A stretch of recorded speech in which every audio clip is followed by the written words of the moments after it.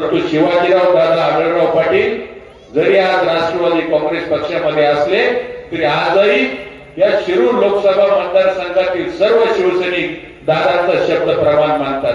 का मानतात? आम्ही संघर्ष बघितलाय.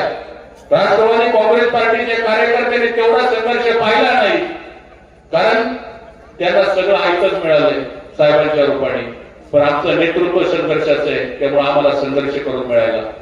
आज पिंपळगाव खडकीच्या बाबतीत जर बोलायचं जर झालं तर साहेब, तुम्ही 35 वर्षामध्ये पिंपळगाव खडकी गावामध्ये जेवढी विकास कामं केली आहेत ना, महाराष्ट्राचे मुख्यमंत्री माननीय नामदार एकनाथजी शिंदे साहेबांनी 2.5 वर्षापूर्वी शिवाजीराव दादा आढळराव पाटलांना ताकद दिली आणि 1.5 वर्षामध्ये शिवाजीराव दादा आढळराव पाटलांच्या माध्यमातून या पिंपळगावमध्ये 30 कोटी रुपयापेक्षा अधिकची विकास कामं झाली.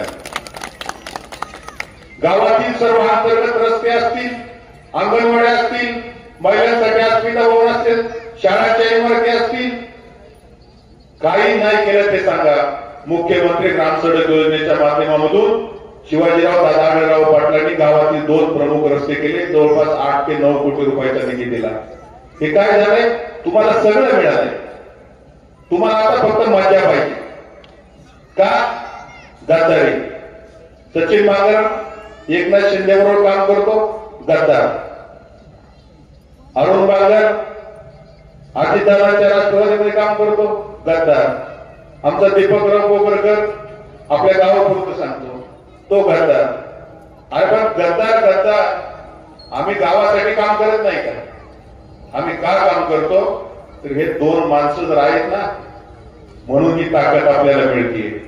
म्हणून आम्ही जीवाचं रान करतोय. लोकसभेला हातापाय पडायचं मी थांबलो. म्हणलं आमच्याबद्दल तुमचा काही मनात राग असेल, मताजीबद्दल काही राग असेल तर आमच्या निवडणुकीमध्ये तुम्ही राग काढा, परंतु लोकसभेच्या वेळेला हा तुम्ही राग काढू नका. दादांचा पराभव झाला. आम्हा शिवसैनिकांना जे दुःख झालंय ते शब्दात व्यक्त आम्ही करू शकत नाही, परंतु राष्ट्रवादी काँग्रेस पक्षाच्या सर्व कार्यकर्त्यांना मी हात जोडून विनंती करतो, तुम्हाला पराभव बघायची सवय नाही. 3 दिवस तुमच्याकडे, रात्रीचा दिवस करा. एखादा शिवसैनिक काही बोलत असेल, नाराज असेल, तुम्ही तेवढा त्रास आम्हालाही तुम्ही भरपूर दिलाय. बोलते असेल एखादा शिवसैनिक वाकडा शब्द, त्याच्या घरी जा, हातापाय पडा, काही करा. दादा आणि साहेब हे तालुक्याचं वैभव आहे. याला जर पुढे जर गालबोट लागली ना, तर आपलं पिंपळगाव नाही, आंबेगाव शिरूर हा किती मागे जाईल हे तुम्ही आम्ही सांगू शकत नाही. मी 2च मिनिट बोलू ना? माननीय नामदार दिलीपराव वळसे पाटील साहेब राज्याचं नेतृत्व आहे.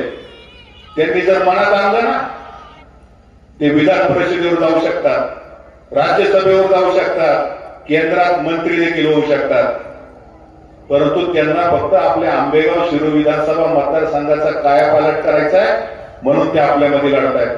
आमचे दादा खासदार नाही, मी हातापाय पडत होतो, तुम्ही माझं ऐकलं नाही. दादा महाराष्ट्राचे अध्यक्ष आहेत, राज्यमंत्री आहेत, काय फरक पडत नाही.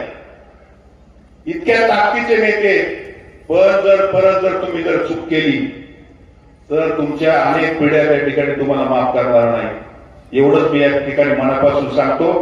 आणि मटल शेठ, अरुणराव, दीपकराव, तुम्हाला मनापासून सांगतो की गावातील शिवसैनिक साहेबांसोबत राहण्याचा आम्ही प्रयत्न करतोय.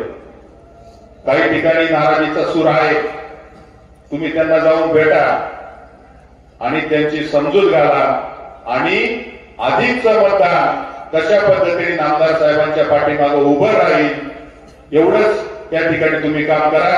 आदरणीय नामदार दिलीपराव वळसे पाटील साहेबांना मी विजयाच्या मनापासून शुभेच्छा देतो आणि या ठिकाणी थांबतो.